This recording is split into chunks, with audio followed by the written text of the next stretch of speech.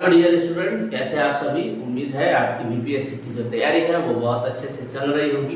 प्यारे बच्चों, जैसा कि आपको पता है कि बीपीएससी की परीक्षा में बिहार विशेष का बहुत ही महत्वपूर्ण योगदान रहता है, तो उसी को ध्यान में रखते हुए आज हम लोग बिहार स्पेशल से बिहार के चट्टान के बारे में पढ़ने जा रहे हैं। तो प्यारे बच्चों, बिहार के चट्टान को हम लोग 4 भागों में बांटते हैं। तो पहला पॉइंट आप ये याद रखिएगा कि बिहार के चट्टान को हम कितने भाग में बांटे हैं, तो 4 भागों में बांटे हैं। पहला जो भाग है वो है आर्कियन युग का चट्टान। देखिए, आर्कियन युग का चट्टान का निर्माण कब हुआ था, तो जब पृथ्वी अपने अस्तित्व में आ रहा था उस समय जब तरल पदार्थ इकट्ठा हुए थे और वो धीरे धीरे समय के साथ ठंडा होते गए, तो उस समय जो चट्टान का निर्माण हुआ उसे हम लोग आर्कियन युग की चट्टान कहते हैं। तो आप समझ में आ गया होगा आर्कियन युग की चट्टान क्या कहलाता है। अब देखिए, जब आर्कियन युग के चट्टानों का प्रथम अपरदन हुआ, अपरदन का मतलब क्या होता है, क्षय होना, टूटना, है ना। जैसे आप लोग देखे होंगे लोहा के ऊपर जब जंग लग जाता है तो वो लोहा क्या होता है, धीरे धीरे टूटने लगता है, जिसको हम लोग अपरदन कहते हैं। तो जब प्रथम अपरदन हुआ तो उससे, प्यारे बच्चों, यहाँ गोला में हमने धारवाड़ लिखा है, तो धारवाड़ चट्टान का निर्माण हुआ था। तो याद रखिएगा, जब आर्कियन युग के चट्टानों का प्रथम अपरदन हुआ था तो उससे धारवाड़ चट्टान का निर्माण हुआ था। अब देखिए, धारवाड़ चट्टान जो है वो बिहार में कहाँ है, तो मुंगेर में है, नवादा में है, गया में है, राजगीर में है और बिहार शरीफ में है। तो धारवाड़ चट्टानों का जो क्षेत्र है वो आप एक बार फिर से देख लीजिए, मुंगेर, नवादा, गया, राजगीर और बिहार शरीफ, इन सभी क्षेत्र में धारवाड़ चट्टान पाए जाते हैं। यानी एक तरह से बोल सकते हैं कि दक्षिणी भाग में, बिहार के दक्षिणी भाग जो है वो धारवाड़ चट्टानों का केंद्र है, या धारवाड़ चट्टान वहां पाए जाते हैं। देखिए बच्चों, ये सबसे इम्पोर्टेंट पॉइंट है कि इसमें जो है, यहाँ गोला में हमने लिखा है जीवाश्म नहीं पाया जाता है।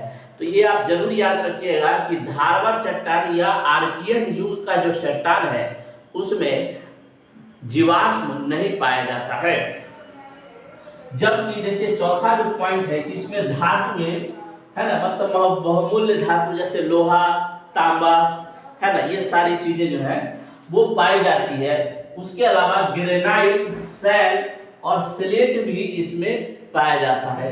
तो आप इसको याद रखिएगा बढ़िया से, आर्कियन युग की चट्टान जिसके प्रथम अपरदन के बाद धारवाड़ चट्टान का निर्माण हुआ था उसमें जीवाश्म नहीं पाया जाता है तथा धातु में ग्रेनाइट, सैल और स्लेट पाया जाता है। अब जो नेक्स्ट हमारा है वो है विंध्यन चट्टान। तो देखिए, विंध्यन चट्टान में जो पहला है वो कैमूर का पठार है। तो कैमूर जिले में जो कैमूर का पठार है वो इसका एग्जाम्पल है, विंध्यन चट्टान का एग्जाम्पल है। इसके अलावा जो विंध्यन चट्टान है वो रोहतास, जमुई, मुंगेर और नवादा जिले में भी पाया जाता है। तो आप इसको याद रखेंगे, विंध्यन चट्टान जो है वो कैमूर के पठार से संबंधित है और यह रोहतास, जमुई, मुंगेर और नवादा जिले में भी ये पाया जाता है।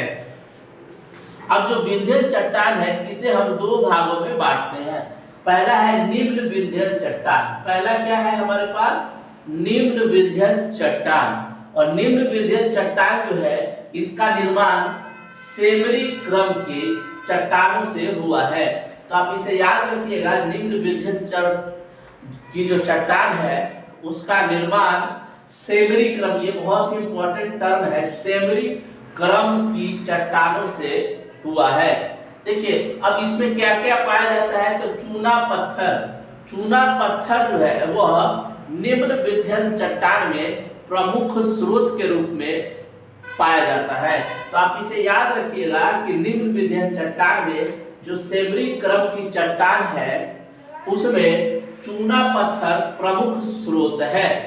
उसके बाद यह पाया कहाँ जाता है निम्न विंध्यन चट्टान, तो यह रोहतास जिले में आपको निम्न विंध्यन चट्टान पाया जाता है और जिसमें चूना पत्थर का प्रमुख स्रोत है। उसके बाद है ऊपरी विंध्यन चट्टान। ऊपरी विंध्यन चट्टान समूह जो है यह बालू पत्थर, क्वार्टाइट और पाइराइट। ये बहुत ही इंपॉर्टेंट है कि ऊपरी विंध्यन समूह जो है उसमें पाइराइट जो है, जो कि आमझौर और बंजरी, ये आमझौर और बंजरी जो है वो रोहतास के पास में ही है। तो पाइराइट जो कि आमझौर और बंजरी है, यह 75% उत्पादन करता है पूरे देश का। मतलब पूरे भारत देश में जो है 75% जो उत्पादन होता है पाइराइट का, वो केवल बिहार में ही होता है और ये प्रथम स्थान भी रखता है। तो आप इसको याद रखिएगा, ऊपरी विंध्यन समूह जो है यह बालू पत्थर, क्वार्टाइट और पाइराइट का प्रमुख स्रोत है और यह 75% उत्पादन करता है किसका? पाइराइट का, जो कि देश में प्रथम स्थान रखता है।